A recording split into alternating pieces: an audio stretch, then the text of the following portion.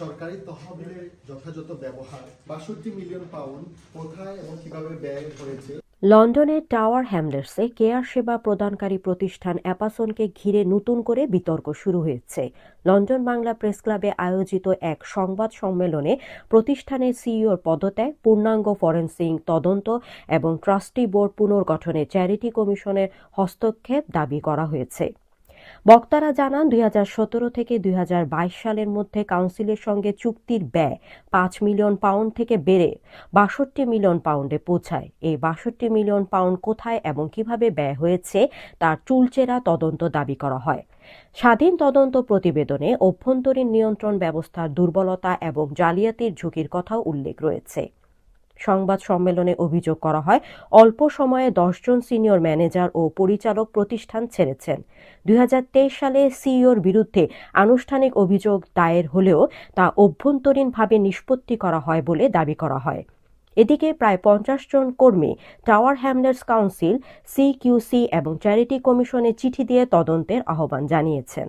বক্তারা বলেন, প্রায় ৪০০ কেয়ার কর্মীর চাকরির নিরাপত্তা ও সেবা গ্রহীতাদের সুরক্ষা নিশ্চিত করতেই স্বচ্ছ ও স্বাধীন তদন্ত জরুরি।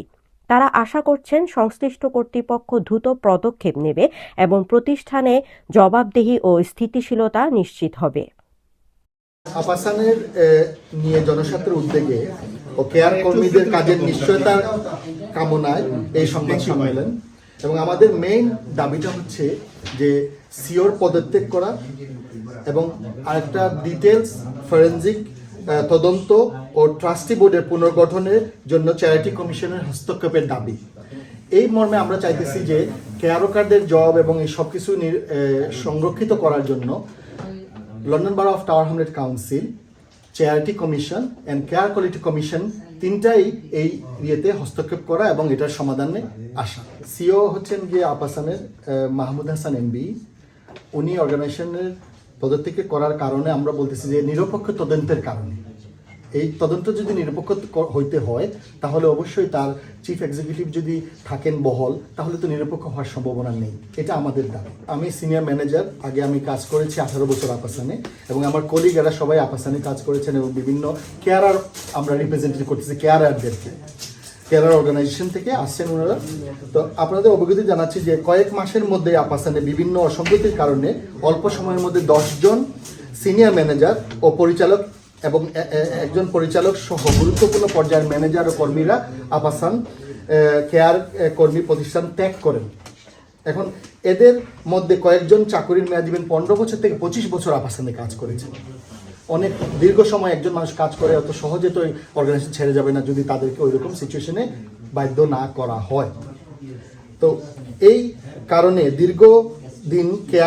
দীর্ঘদিন ধরে কেয়ারের কর্মীদের মাধ্যমে নানা আলোচনা সমালোচনা থাকায় এবং এর নেপথ্যে অনেক কিছু কমিউনিটি জানে না এবং কেয়ারকাররা জানেন না বলে আমরা আজকের এই প্রেস কনফারেন্স করেছি, যাতে করে যেন কমিউনিটির কাছে জিনিসটা উঠে।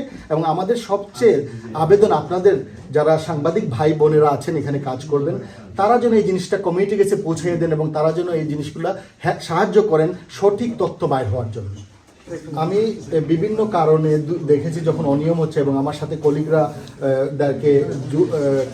মানে অনেকভাবে তাদেরকে বিভিন্ন টেকনিক্যালি তাদেরকে অপারেশন করা হচ্ছে, এবং তখন আমি চিন্তা করছি, প্রোটেস্ট করে দেখলাম কোনো ধরনের হচ্ছে না, তখন আমি নিজে পদত্যাগ করি। এর আগে আমার সাথে কিছু পার্সোনাল কিছু হয়েছে, যেমন আমার স্ট্রোক করে আমার লেফট সাইড প্যারালাইজ হয়ে যায়, আমি সঠিক সাপোর্ট পাই নাই ম্যানেজমেন্ট থেকে। এখন রিজাইন করিয়া যদি আমরা সেফ থাকি আমরা কোনো অসুবিধা নেই, কিন্তু কাউন্সিলে আর সিওলকে জগরিয়া ইনভেস্টিগেশন করিয়া যেটা সুবিধা হইব আমরা চাই।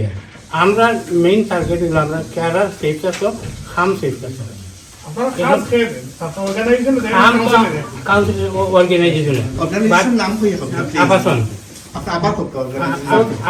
আবাসনে আমরা খাম দিবা, বাট আবাসনের সিওর কারণে আমরা এই আসলো আমরা কষ্ট করি আর এই ওই মাস ধরি আমরা কোনো হেজিটেশন আসি, আমরা শারীরিক কোনো অবস্থা কোন জায়গায় যায়। তো আমরা পরিষ্কার দাবি হইলো সিওর যদি কোনো গিল্টি থাকে তাই ডিজাইন করে নিয়ে আমরা আমার নিশ্চয়তা দরকার, নতুবা আমরা কাউন্সিল থেকে আমরা কোনো পদক্ষেপ নিয়ে আমরা খামটা ইনশিওর করবো। আমি এজ এ সেক্রেটারি হিসাবে কেয়ার ডিফেন্স সেক্রেটারি হিসাবে আমার ইয়ে থাকবো, দাবি থাকবো যে আপাসান থাকুক না থাকুক, আপাসানের যে তদন্ত করে পুনঃ তদন্ত করে যদি দেখা যায় দোষী সাব্যস্ত হয় তারে শাস্তি দেবো।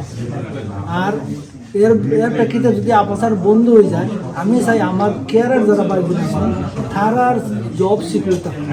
আমার আবেদন থাকবো কাউন্সিলের মাঝে, কাউন্সিল চ্যারিটি কমিশনের কাছে, আমার কেয়ারের ভাই বোন যারা আছেন তারার জব সিকিউর থাকতো, তারার জব যাইতো না, তারার জব যাইতো না, প্লাস ভনারেবল পিপল যারা আছে তারা যাতে কোনো অসুবিধা না হয়, ওটার লাগে আমরা দাবি করি। আমরা দাবি হইলো আমরা করলাম না, আমরা করলাম যদি কেউ দোষী থাকে, যেমন সিও যদি দোষী হয়, আপাসান যদি দোষী হয়, তো তারা কিতা করবা তারা জানেন। কারণ কাউন্সিল প্লাস চ্যারিটি অর্গানাইজেশন তারা কিতা করবার তারা জানেন। কিন্তু আমরার দাবি হইলো আমরা কেয়ারের ভাই বোন যারা আছে তারার যাতে কোনো অসুবিধা না হয়, তারার জব সিকিউর থাকে। কারণ কাউন্সিলে আর চ্যারিটি কমিশনে পে করবে যে আপাসানের যে 400 ওয়ার্কার আছে, আমরা হইলো আপাসানের লোকের প্রবলেম, কাউন্সিলের লোকে আমরা প্রবলেম কোনো কথা নাই। কাউন্সিলের কাছে আমরা ও দাবি থাকবো যে আমরা যে ভাই বোন যারা আছে, যারা কেয়ার অর্গানাইজেশনে কেয়ারার যারা আছে তারা যাতে কোনো অসুবিধা না, তারা জবটা সিকিউর করা যায়। তদন্ত হওয়ার পরে যদি তার দোষী সাব্যস্ত হয়, সিও যদি দোষী হয়, তারা কিতা করবে, তারা আইনগতভাবে ব্যবস্থা নিবে। এটা তো আমরা লোক